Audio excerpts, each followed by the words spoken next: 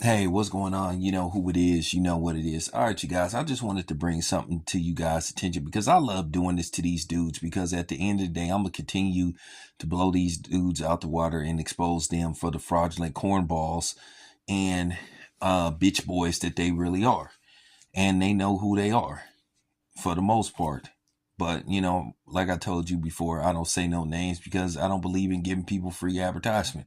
Why would I give somebody free advertisement and bring a little bit of notoriety and some juice to their channel? Now, if you know who I'm talking about, then you know who I'm talking about. But most of y'all know who I'm talking about.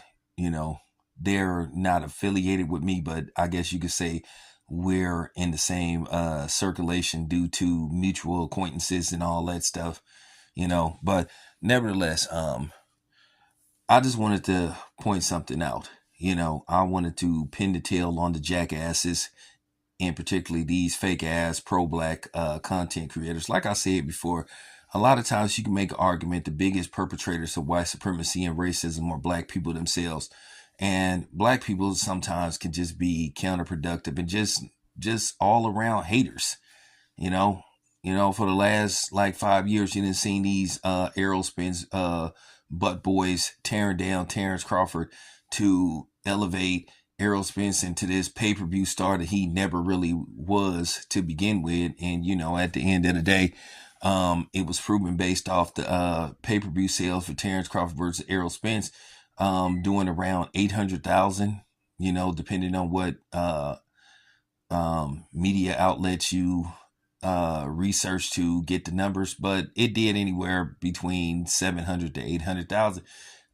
Successful, but should have been more successful because according to the Errol Spence fans, he just was selling pay-per-views through the roof and, packing arenas, with 80,000 fans, which that wasn't true. But nevertheless, I want to bring something up. I just want to show you the inconsistency, of these people. Now, all of a sudden, since David Benavidez pay-per-view numbers came out versus Demetrius Andrade, which reports are saying that David Benavidez didn't even crack 75,000 pay-per-views, which means in all likelihood the PBC and Showtime took a loss. Further reason why Showtime is basically closing the doors on boxing. We hope somewhere down the line, maybe, if things get better, we start getting the fights that we want to see and the numbers start to go up. Maybe they'll revisit this. You never know. Anything can happen. But you notice there ain't been no videos where people been keeping track of David Benavidez pay-per-view numbers.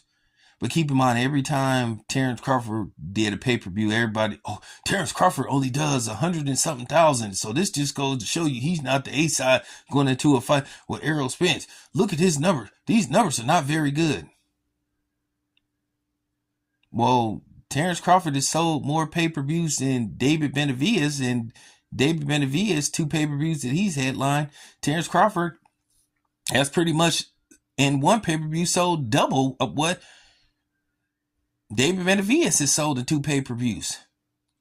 But you don't see nobody making videos talking about David Benavidez. But, these were the same people that were talking about this is why Terence Crawford don't have no drawing. He don't have no drawing power. He should take 20% and all this kind of stuff. This is black people doing this to other black people. That's why I understand why some people ain't invested in the whole power to the people so-called black empowerment thing, because a lot of times you can make an argument the people that hold black people back are other black people. That's not always the case, but in some cases, this particular argument, you can make a case that it's black people that have been holding other black people down. And this is why I understand why Terence Crawford was very particular on what media outlets he spoke to. These dudes sit up here talking all this stuff and calling the man out his name. And a lot of these dudes said personal stuff about this dude. And you had one bitch ass nigga that was trying to insinuate some things about Terence Crawford, and what a hypocrite he is. But nevertheless, you had people just having these personal attacks against Terence Crawford, which was pathetic. But I just want to know, where's all the videos talking about David Benavidez pay-per-view sales?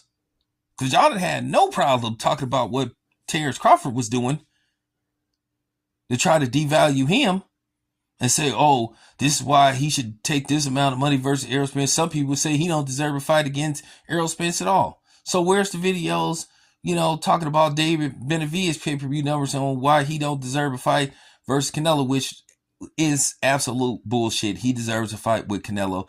That fight needs to happen. As far as Bud and Boots go, that's a totally different story. Because Canelo needs another super fight. At the end of the day, Bud's super fight was with Errol Spence, and he blew past Errol Spence with ease. Now he's going into a rematch, hopefully. They don't have a date.